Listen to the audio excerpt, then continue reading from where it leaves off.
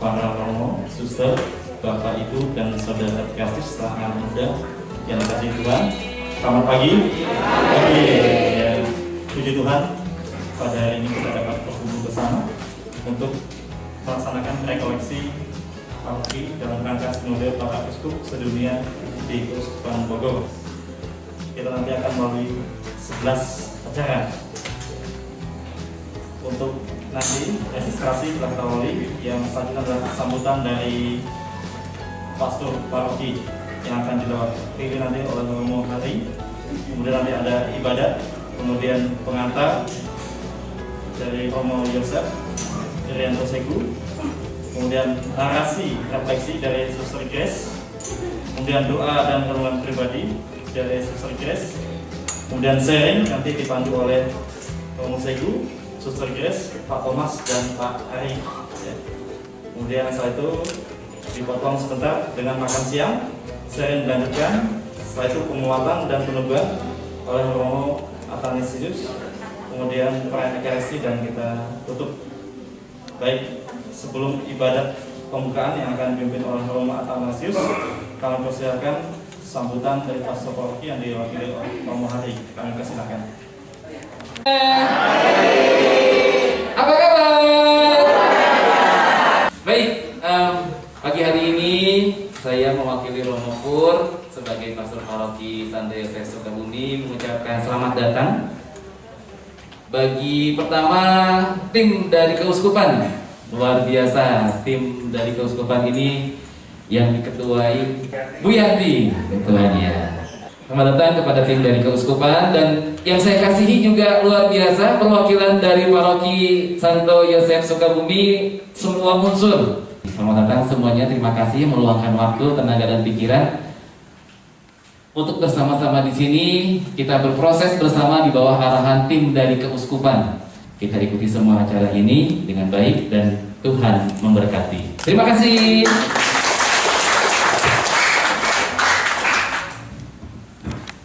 Mari kita awali dengan doa mohon Roh Kudus. Dalam nama Bapa dan Putra dan Roh Kudus. Amin. Mari kita doakan bersama. Mari kita berdiri.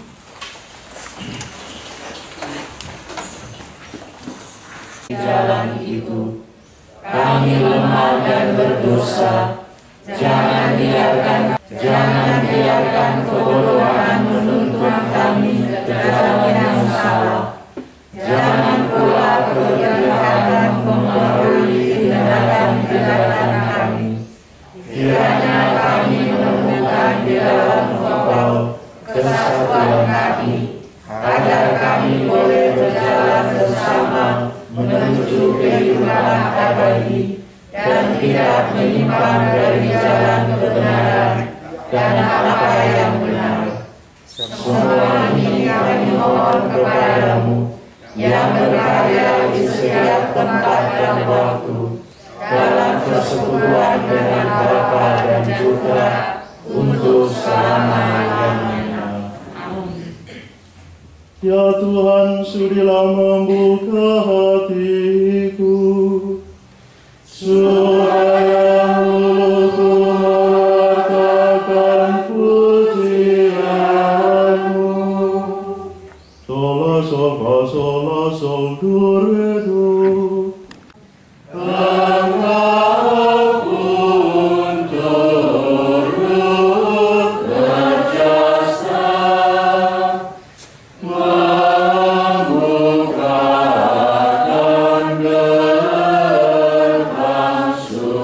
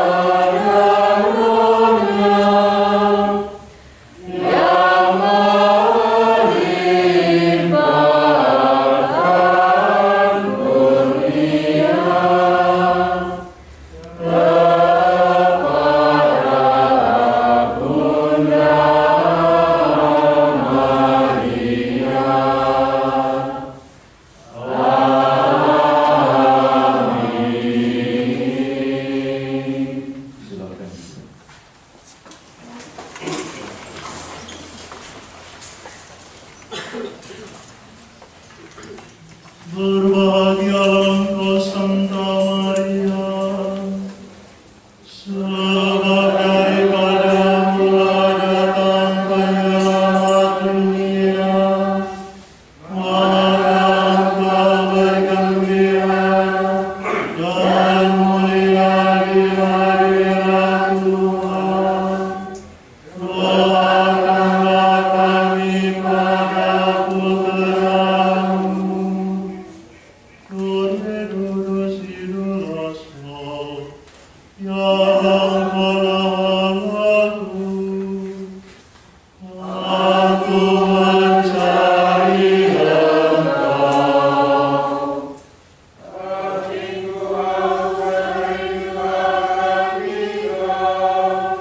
Seperti tanah kering dan tandus merindukan air. Demikian aku ingin memandang Engkau di tempat kediaman-Mu, untuk merasakan kekuatan dan kemuliaan-Mu. Sebab kasih setiamu lebih baik daripada hidup. Bibirku memegahkan Engkau. Penuhilah kami juga dengan Roh-Mu. Sabda kekal, Engkau telah mengajar bundamu memilih bagian yang terbaik. Semoga kami meneladani dia dan tekun mendengarkan sabda-Mu. Raja para raja, Engkau telah mengangkat bundamu ke surga dengan jiwa raganya. Semoga hati kami tetap terarah kepadamu. Penguasa surga dan dunia, Engkau mentahtakan Maria menjadi ratu yang mulia. Semoga kami pun Kau izinkan masuk ke dalam kemuliaan abadi. Allah Bapa yang Maha Kuasa, kami juga menyerahkan seluruh rangkaian sinode kami di tempat ini. Berkatilah seluruh rangkaian kegiatan kami pada hari ini, dan anugerahkanlah rahmat kesehatan kepada kami semua. Singkirkanlah segala sakit penyakit, dan anugerahkanlah kesehatan dan damai serta sukacita, agar kami dapat mengikuti acara ini dengan penuh sukacita untuk kemuliaan nama-Mu. Kami juga menyerahkan keluarga kami masing-masing yang kami tinggalkan di rumah atau dimanapun mereka berada pada saat ini. Semoga Engkau juga melimpahkan rahmat dan berkat-Mu bagi mereka semua. Mari kita hening sejenak, kita menyampaikan doa permohonan kita dalam hati kita masing-masing. Ajarkan Kristus kepada kita. Bapa kami yang ada di surga, dimuliakanlah nama-Mu, datanglah kerajaan-Mu, jadilah kehendak-Mu di atas bumi seperti dalam surga. Berilah kami rezeki pada hari ini, dan ampunilah kesalahan kami, seperti kami pun mengampuni yang bersalah kepada kami. Dan janganlah masukkan kami ke dalam pencobaan, tetapi bebaskanlah kami dari yang jahat. Ya Tuhan, dengan meriah kami mengenangkan perawan Maria, dan kami percaya bahwa ia berdoa bagi kami semua. Semoga karena doanya, Engkau berkenan melimpahkan rahmat-Mu kepada kami, demi Yesus Kristus Putra-Mu dan pengantara kami, yang hidup dan berkuasa bersama Dikau dalam persekutuan Roh Kudus sepanjang segala masa. Amin. Semoga Tuhan memberkati kita, melindungi kita terhadap dosa, dan menghantar kita ke hidup yang kekal. Amin. Silakan semuanya. Kasih luar biasa. Ya. Apa kabar semuanya? Kasih luar biasa. Ingin menghidupkan jalan bersama. Tentu dimaksudkan supaya kita itu imannya disegarkan dan menyadari bahwa kita adalah teman seperjalanan. teman. Jadi karena sebagai teman, tentu setiap orang punya kelebihan, kekurangan, dan sebagai teman punya kesetiaan untuk terus menemani. Kita melihat perbedaan itu sebuah keniscayaan. Teman punya kelemahan, punya kekurangan, punya kelebihan, itu biasa. Yang tidak biasa adalah tidak boleh menghakimi bahwa saya paling baik daripada yang lainnya, karena semuanya punya peran masing-masing. Nah, lalu rekoleksi ini juga mengingatkan kita supaya karya penyelamatan Tuhan itu bekerja dalam himpunan keluarga umat Allah, gereja sebagai umat Allah. Jadi tidak sendiri-sendiri, bersama-sama. Kita ingin masuk surga sama-sama atau ada yang saya masuk surga kamu masuk neraka aja ya? Tidak, kita sama-sama sebagai umat Allah. Kita ingin sebagai keluarga, juga orang yang kita sayang, orang yang kita kenal juga ikut masuk surga, ingin selamat. Jadi keselamatan tidak hanya untuk diri sendiri, tetapi untuk seluruhnya. Maka Tuhan hadir untuk menyelamatkan banyak orang. Tidak pernah menunjuk hanya satu orang, dua orang, atau puluhan orang tertentu, atau ratusan orang tertentu. Tidak, semua orang ingin diselamatkan. Dan rekoleksi ini kita ingin membiarkan diri kita dibimbing dan mendengarkan Roh Kudus. Dibimbing dan mendengarkan Roh Kudus. Nanti Bapak Ibu diajak selama rekoleksi ini benar-benar menggunakan hatinya untuk mendengarkan Roh Kudus. Ini ada, jadi kalimat yang dengar ada mendengarkan, tidak hanya mendengar ya. Mendengar suara sesuatu, ada yang batuk, misalnya mendengar ada suara angin sepoi-sepoi. Tapi yang kita lakukan mendengarkan. Mendengar dan mendengarkan adalah kegiatan yang berbeda. Mendengar itu sekilas saja, tapi mendengarkan itu betul-betul empati penuh secara hati dan pikiran, fokus. Nah, ini yang ingin kita coba bangun selama rekoleksi ini, sehingga kita mencoba mengurangi bahkan melepaskan dominasi otak pikiran. Seringkali itu membuat pertimbangan-pertimbangan dengan otak dan pikiran, tetapi tidak digunakan dengan hati. Maka mendengarkan Roh Kudus membiarkan diri kita dituntun oleh Roh Kudus. Bagaimana Roh Kudus bekerja? Tentu lewat hati kita, dan nanti hal-hal baik yang ingin kita munculkan di sana. Nanti kalau dalam rekoleksi tidak ada hal yang tidak baik, berarti dia termasuk di dalam. Jadi kita pengen Roh Kudus yang bekerja pakai hati. Lanjut. Dan setelah itu kita diminta untuk peran nyata, ambil bagian, berpartisipasi, menyampaikan hal baik. Demi apa? Demi gereja. Bapak Ibu hadir ke sini bukan karena disuruh romonya atau disuruh ketua lingkungannya, ada disuruh, atau karena kamu nggak aktif, kamu datang ya? Tidak, Bapak Ibu datang ke sini karena cinta sama gereja sebagai hadirnya Tuhan. Perkara bahwa ada sesuatu yang terjadi mungkin di antara kita, di ketua lingkungan di dalam gereja, Bapak Ibu hadir untuk Tuhan, bukan karena romonya, bukan karena gak enak sama ketua lingkungannya, bukan karena saya nggak aktif nanti saya dicoret ya.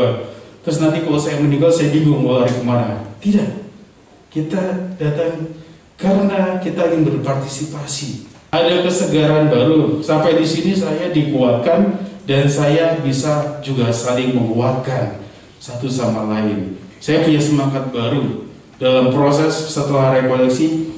Ada hal yang ingin saya bawa pulang dan nanti saya implementasikan dalam pelayanan-pelayanan saya.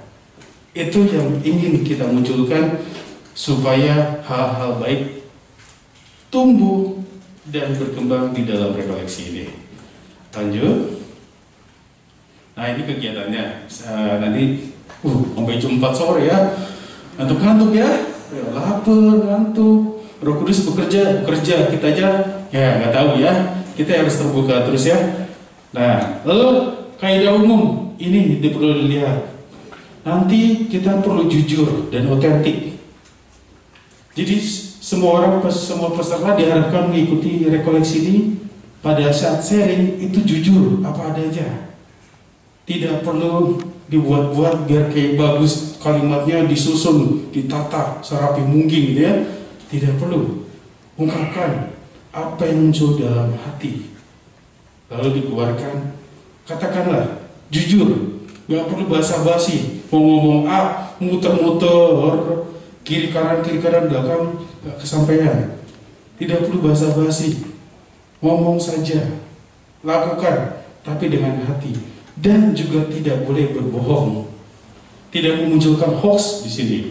Karena data yang salah mungkin, karena informasi yang salah mungkin saya ingin ungkapkan, saya katakan. Nanti yang terjadi adalah bukannya sebuah kebenaran yang hadir, kebaikan yang hadir, malah kekacauan. Maka itu harus dilihat dahulu. Jangan sampai kita malah mengeluarkan sesuatu yang bohong.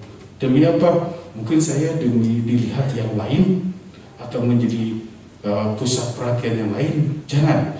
Kita ingin kita semua jujur di sini. Katakanlah apa yang dirasakan dalam kegiatan kita, perasaan kita sebagai umat Allah yang hadir di gereja. Kemudian kita perlu rendah hati, menganggap diri sendiri tidak lebih tinggi dari yang lain. Tidak ada yang lebih baik atau tidak ada yang lebih bagus. Saya tidak lebih baik daripada Bapak Ibu. Romo tidak lebih baik daripada Bapak Ibu. Bapak Ibu tidak lebih baik daripada Romo. Semuanya proses berjalan bersama, belajar bersama, bertobat bersama. Kalau kita merasa diri kita paling hebat, itulah yang membuat kita menjadi tidak membuka diri kita terhadap Roh Kudus. Bapak Ibu kebayang kalau tidak ada yang beresin kursi, nyiapin kursi. Mereka punya perannya masing-masing dan itu mulia. Bukan berarti yang beresin kursi cuma sekedar mohon maaf tukang kebersihan tidak lebih baik daripada orang yang tidak. Kalau saya tidak mengungkapkan yang baik, tidak bekerja yang baik, saya tidak lebih baik daripada orang yang sudah menyiapkan kursi ini. Jadi tidak ada yang menjadi lebih baik, lebih tinggi. Mau gelarnya sampai esteller, ya. Kalau tidak ada kerendahan hati, keterbukaan hati terhadap Roh Kudus, akan menjadi percuma. Lalu kita berharap adalah ada sebuah kebaharuan di sini. Kita menyampaikan segala sesuatu yang menyegarkan dan membaharukan serta menumbuhkan perbaikan, bukan keluhan, bukan komplain, bukan kecewaan, bukan curcol. Jadi kita ingin membaharui, menumbuhkan sesuatu yang baik. Mungkin kita mengetahui ada sesuatu yang tidak baik, tapi setelah kita refleksikan, kita ingin memunculkan sesuatu yang baik. Maka di sini bukan tempat untuk mengeluh, komplain, ya, ataupun juga mengungkapkan segala kekecewaannya. Tapi setelah hasil merefleksikan apa yang baik, dari hasil kita mengeluh di dalam hati, kecewa di dalam hati, tapi yang saya ingin keluarkan adalah hal yang baik untuk semua orang yang ada di sini dan untuk gereja. Maka kebaruan ini yang ingin kita munculkan. Kemudian keterbukaan hati, terbuka dengan kemungkinan perubahan baru. Orang proses belajar. Saya bisa belajar dari Bapak Ibu. Nanti ketika sharing, tentu kita akan menemukan hal-hal baru. Yang apa? Yang memberikan efek transformatif, perubahan kepada kita. Kita tidak pernah tahu tentang diri kita secara utuh. Saya pernah mengatakan secara pendekatan psikologis, saya tahu tentang diri saya, ada bagian yang saya ketahui, tapi orang lain tidak tahu. Ada yang saya tahu, orang lain tahu. Ada yang saya tidak tahu, orang lain tahu tentang saya. Tetapi ada yang orang lain tidak tahu, saya tidak tahu, yang tahu hanya Tuhan. Dan di dalam proses ini nanti kita akan melihat kebaruan itu muncul dan kita bisa belajar di sana, terbuka, tidak menolak sesuatu yang baru. Maka dalam proses ini ada kemungkinan baru, alternatif baru yang membuat kita nanti semakin berkembang dan lebih baik menuju sesuatu yang lebih baik atau lebih suci. Maka gunakanlah Roh Kudus untuk mendengarkan segala sharing nanti. Fokuslah kepada sharing itu sendiri, kepada orang yang kita dengarkan. Ya mungkin, wah saya tahu orang itu kayak gimana, gak mau saya dengar. Kita sudah menolak Roh Kudus bekerja di dalam diri kita. Dengarkan dulu, refleksikan. Lalu menghindari prasangka buruk terhadap orang lain, karena sudah punya pikiran, saya tahu nih orang ini kayak apa dia, wah dia mau ngomong apa ya, gitu. Kita sudah berprasangka buruk duluan. Tidak ada kemungkinan baru yang muncul kalau kita sudah punya mindset yang buruk terhadap orang itu. Kita sedang ingin melepaskan itu semua.